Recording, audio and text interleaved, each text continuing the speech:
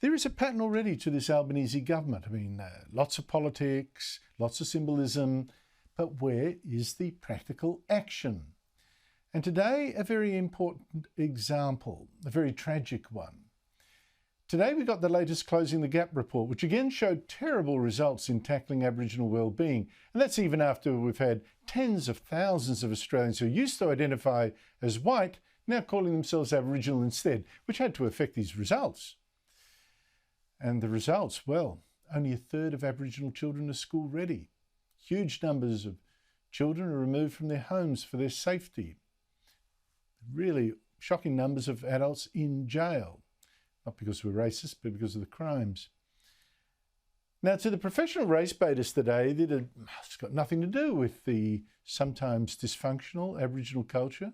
This has nothing to do with too many people living in remote areas with no real work for miles around. It's all the white man's fault. Here's the Greens hate-monger Lydia Thorpe, herself the daughter of a white father. Racism is an illness, it's a sickness that we have to rid in this country. And Thorpe's answer to the misery in some Aboriginal communities is so dangerous. I mean, I think children could die. She doesn't want white people to rescue so many of these Aboriginal children who are in danger. She calls it stealing. On how to stop this new stolen generation, which is outnumbering the old stolen generation. And here we already see the great fraud that is causing such terrible suffering. It's this idea that Aboriginal culture was wonderful. It's Western culture that is violent, racist and cruel. This, of course, is preaching victimhood to Aboriginal children. It's preaching that it's white society that must change, not Aboriginal culture. In my opinion, the opposite is true. But the Prime Minister today refused to admit that. He just fed this deadly deception. He said, don't worry, we're going to have a response to these awful figures next year, May. And it'll be on the very same day that we say sorry again for so cruelly stealing Aboriginal children. We will be examining Australia's efforts to close the gap alongside the anniversary of the national apology to the stolen generations, which we believe is appropriate. This was the case for many years from 2009 onwards. This was always an intentional connection, not a coincidence. Deliberately coinciding, so that we focus that day on supposed white racism, the awful stolen generations, and not on black dysfunction. Now, I've said before that the stolen generations claim is a gross and dangerous exaggeration. I know a lot of people disagree with me, but I've gone through so many court cases and claims. Children were actually rescued, not stolen, just as they're rescued today.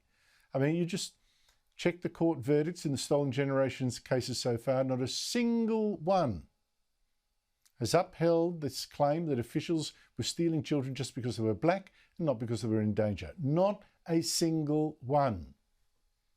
But again and again in Parliament today, you got Labor pandering to this idea. There's nothing wrong in Aboriginal culture and pretending their so-called voice, their Aboriginal-only Parliament, that'll fix things. More self-government, that'll fix things. But you just look at what's happened already now that Labor has scrapped the cashless debit card that stopped people on welfare blowing the lot on drinks. They want more, self-sufficiency, self-responsibility. Well, there was a question today on that. I refer to the Minister's visit to Ceduna last Friday.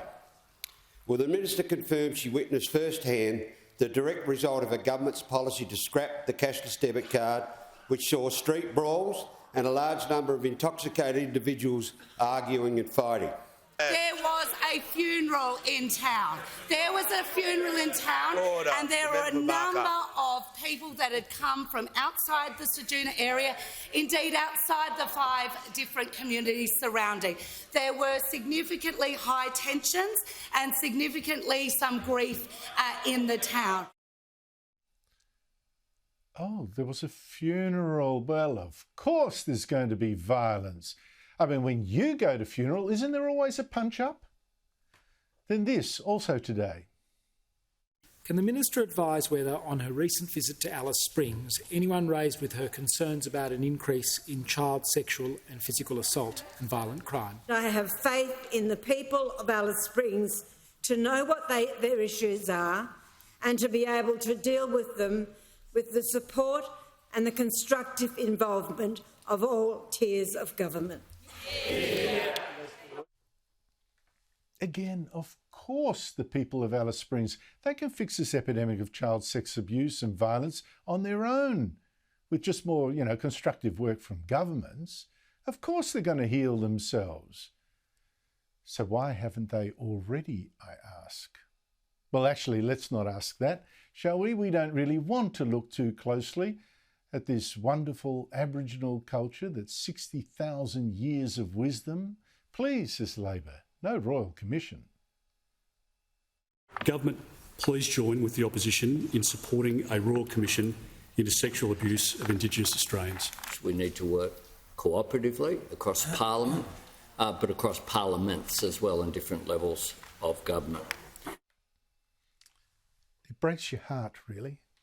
Aboriginal politics in this country is totally on the wrong track, has been for decades. The idea of creating some kind of Aboriginal government, a fantasy. It'll fix nothing. Racial apartheid will fix nothing. You just check the figures. Aboriginal well-being actually tends to be much higher in the towns and the cities. Aborigines who assimilate tend to do much better than those we're now trying to, or the left is, trying to keep apart in living museums. So pretending the problem is white culture, white racism, white whatever is a cruel hoax. And who will suffer as we take this endless guilt trip? Aboriginal children.